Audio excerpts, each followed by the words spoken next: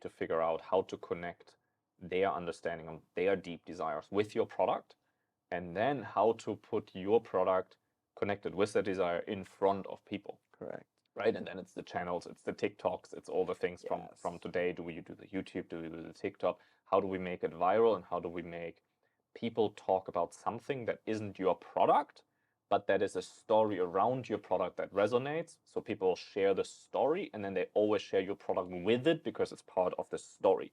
But it's not because they didn't go out and say Lucky Strike cigarettes, Lucky Strike cigarettes. They did it with a story, with an angle, with something behind it, right? And those are the three elements to connect, and that is actually what it means to build like a viral campaign. So it needs to have these three elements, right? Correct. Okay. What are other examples? Okay. Because that made him famous too, right? That makes him super famous. That made him famous, and from there, like, of course, everyone wanted to work with Bernays. Everyone wanted to, oh, can you do the same for my brand? Can you do the same for me? Let me give you a very short, and same, to keep the same line with Lucky Strike. Yeah. Lucky Strike package, as you can see here, is green. Back then, Lucky Strike, that color was not famous. People identified as lame, as old, for old people.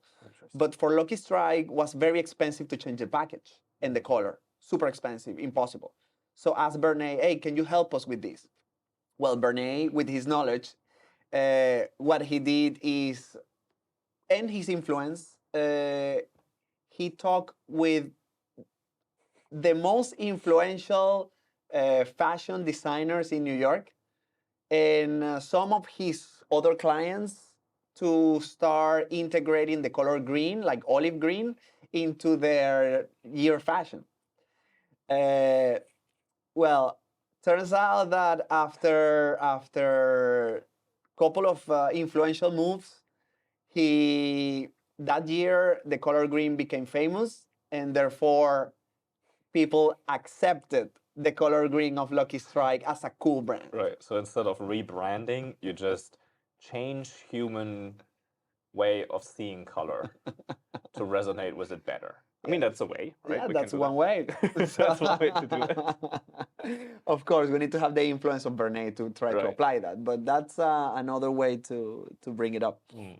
And let me give you another example of their campaigns.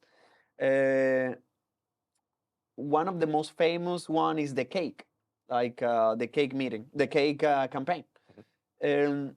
This is a company super famous in US that they were making this instant cake product, where you have your mix of the cake, you pour it into water, mix it, put it on the platter, put it on the oven, and it's done. And that was their most that was their product. That was the specs of the product. Our cake is so easy to make. Our cake is great you can make it in just 2 minutes and bake in 30, and you are done for the day. You don't need to cook. Well, to buy all the ingredients, to put everything together, mix it, spend hours on it. So that was their message. That was their value proposition as a company and as a product. Our product is fast to make and easy to make. So turns out that when they launch this product, the product tanks. The product doesn't go. The market doesn't receive it well. And even when they have all this massive influence into chain stores, putting on different places, but people don't want this product. And this is when they come to Bernays in desperation. It's like, hey, look, Edward, what can we do? We have this product. We want to launch it, and it's not selling. What are we doing wrong? Well, Bernays, applying the same principle, the first thing that he do is that he do a research. Look, what is the barrier? Why people is not actually buying your product? Who is your avatar? And then the company, okay, of course, female, because back then, female are the ones that are taking care of home, mostly cooking. Just few male were in charge of that, so of course female.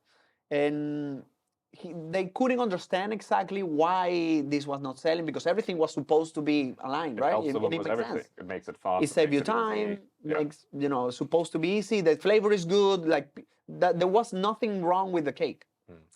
So what they figured out, Bernays go to the second step.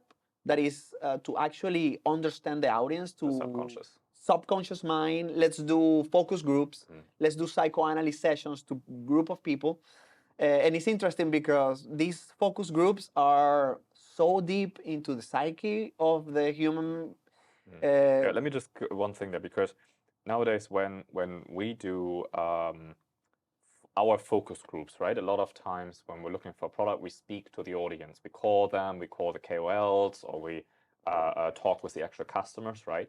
And there's a difference between, there's a real challenge, because this is something Harrison Ford said, the inventor of the car. He said, if you ask people what they want, they will tell you that they want a faster horse, because they were all horse riding back then, right? Because they didn't know there's a thing, there could be a thing like a car. Same like Steve Jobs says, people don't know what they want until you give it to them, right? So if you ask people, if we're calling people now and we're like, hey, how do you like our product? Well, I like the cake. What do you like about it? It's easy to make, it's fast, it tastes good. Cool.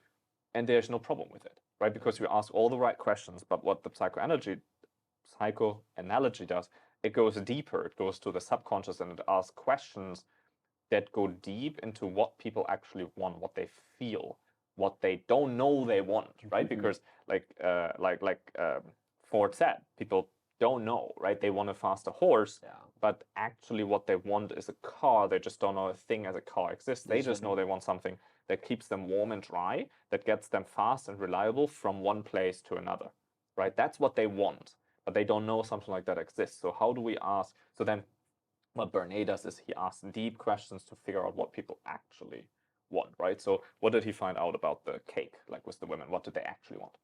And what he did in these focus groups, he asked deep questions like, for example, and it sounds silly, but if you are in your kitchen and there is a group of female and they let them sit in the middle of the group, can you pretend that you are an oven? And it's a very weird question that people like, okay, let me understand. Like, are you an oven? Yes. So how do you feel? As the oven. As the oven. How do you feel? How you connect? Are you a sink? How can you, and then can you please stand up and use the sink and let me know how you feel? Let them connect through a very deep and unconscious level to understand what they actually want, because the conscious don't understand. The conscious, when I ask you about something, you might not know exactly what is that. Well, I want a cake that is fast to make and easy and tastes good. Correct. Right? Yes. But at the end, you don't know why you don't want it. Right. Right? So he has to go through all this process to understand that it's a psychoanalysis effort. And what he discovered is that women back then, their actual desire and what they actually wanted and value is to provide for their family. The effort that they make to cook for their kids, for her husband, for her parents, is what she actually value beyond money, beyond anything. She wants to feel like the provider of home. And once that he understood that, that's the value. That's in the previous example, for women was freedom. And in this example, what they actually value is to be appreciated, to feel part of the cooking, of the event of cooking and providing. So once that he understood that, now there is a problem with what they actually want, that is the target audience, and what the product actually offers.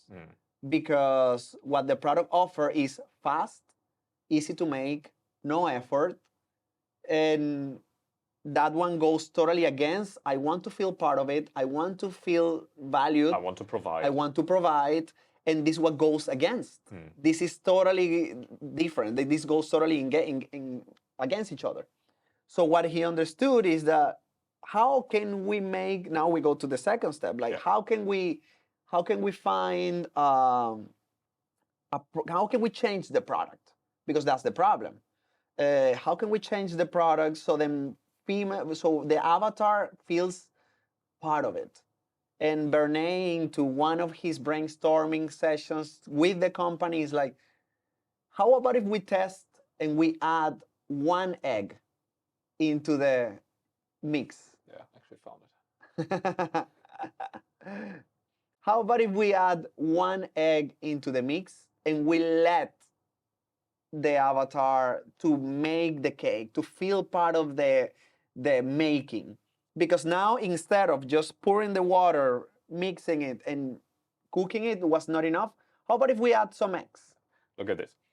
Betty Crocker cake mixes bring you that special homemade goodness because you add the eggs yourself. It even says it because you add the eggs yourself, right? It connects because you do something, because you have done something. It brings that special homemade goodness, and now it connects. How crazy is that? Just like just the act, Yes. Mhm. You see a female hand right? because you add the eggs. That's the messaging. That's the torch of freedom message, equivalent to the cake campaign. Yes. And well, like the way that he distributed is just changing the narrative of the message, saying now you will add these eggs to the mix, making it part of your cooking and your You're adding effort in it. your You effort. put effort in it. You add your own Correct. love to it. Like you add Yes. your thing. Correct. To the And mix. after that change and new launch of the product and campaign, the sales skyrocket to the moon. Where like Bernays was another hero for this company and brand. That's Crazy. another example. Yeah. So I think this is really helpful for. It's not very actionable, right? Because it's like, how do we make focus group and ask people to be the oven, you know? But I think it really helps to understand the core, like why campaigns go viral is not necessarily because of the product, it's not necessarily because of things like that, but it's about the story that you connect around it. And I think sometimes people go from when people add channels, right? When brand owners start and say, okay, I started with maybe I got viral on PR. Now I can just use that and do Facebook ads with it or Google ads with it, or I can do KOLs with it, right? Mm-hmm. And then they apply the same things that they did before in the PR, what made it viral, and they start the KOL, and then somehow it doesn't work. And they wonder like why this doesn't work, and you put money in it, money in it, money in it. It's like, okay, the ROAS is not good. Let's try the ads. Let's try this. Let's try that. Burning all the resources. And I think one thing that can really help to prevent that is for people to understand what was the key thing that actually made their thing go viral. To actually study that, to go back in time, what was the Reddit things that came up there? What was the PR featuring? What was the message? What was the KOL? Right? Where did it connect? To read all the comments, to actually understand what was the message that connected, and then use the same message on the different channel with that channel language, of course, right? Yes. The Google ads or Facebook ads are different to KOL, like you, or to TikTok. So you need to leverage the platform the way it has to be used, but the message need to be the same thing. And if the message is the same thing, you get the same type of people that resonate with that message, that then also want to buy from you, that then grow your brand, that then tell other people because the message resonated, right? And that's how things go viral. It's like one person tells another, tells another, tells another, tells another. And that is just this massive word of mouth that is then amplified by the media, by the tool that is used, which is the TikTok or the KOL or whatever that is, right? So I think that is a key element, and I hope this story kind of illustrates that a little bit of like how something so stupid like adding an egg can change the whole business. And that's why it's worth it to, once brands go to 1 to 3 million, to kind of, instead of saying let's add more channels, let's add more products, to say let's take half a year and just reflect. Let's just do nothing. Let's not add anything. Let's just understand. Let's call all the users with that in mind to find what's the right message, what's the right thing that connects, right? Call the users, call the KOLs, really deeply understand why people actually resonated with your brand, with your message, not with your product. Yes. Not why do you like the product, but how do you feel about the brand? How do you feel about Moth, right?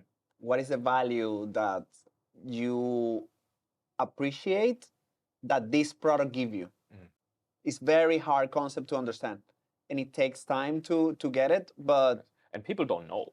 Like if you ask people, they wouldn't know. But if you ask enough questions around it, you can get a feeling why they feel it, right? Yes, like there are a couple of tricks of how to find out of course, like we will need a full podcast for that, but there are a couple of questions that you can ask, and normally, like we said, like we learned from Sigmund Freud, they are not on the conscious mind. They are not on the top of the iceberg. They are below that, and normally they are hidden because we don't know. For example, why I dress like this today? There are many reasons for that. Because I am a minimalistic person, because I appreciate simple dressing. It's easy for me. I don't need to think about it. So there are many ways, and that can go as deep as we can go back to my childhood. But now I understand why I dress like that, and why a fashion company will come to me with their message and will not resonate because I don't connect with their values. Yes. Or what they want, or the message that they want to send to me. So if they don't understand me, their ads will not work. I will not click on them. Their CPMs will go high. Their click-through rate will go low, and their emails will not resonate. I will not share my message to others. So they're wasting money on me when I'm definitely outside of their scope. I shouldn't be on their message, unless that they understand what I actually want, and they create a product for what I want. That will be a simple shirt, easy to dry, easy to wash, that doesn't require, very expensive cost.